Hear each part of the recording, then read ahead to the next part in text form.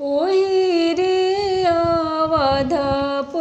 में दुई रे बिरिछिया एक हुआ एकायाम राम लक्ष्मण वही बना के अहेरिया बन बीचे खेलिले शिकार खेलत खेलत भैले ठीक दुपहरिया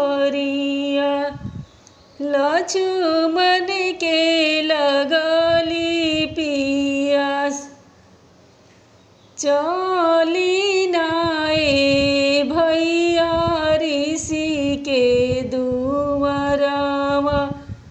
जहाँ बसे भाभी हमार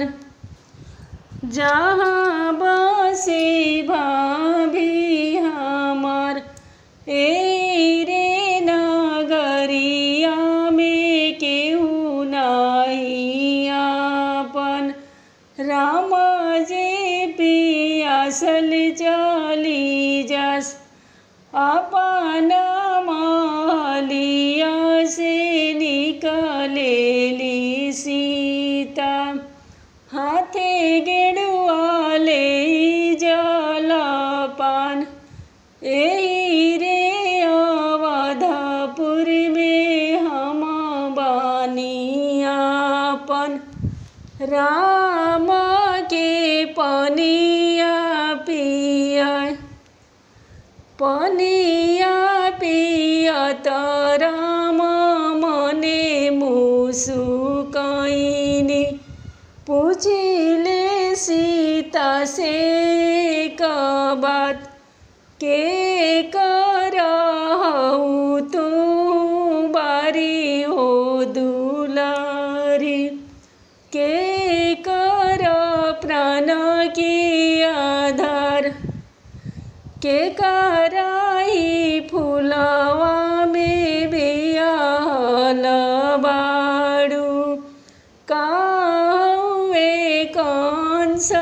के नाम राजा हो जनक जी के बारी दुलारी आमा के प्राण के आधार राजा दशरथ घरे बियाहल बानी ना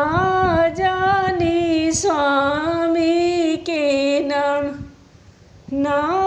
जानी स्वामी जी के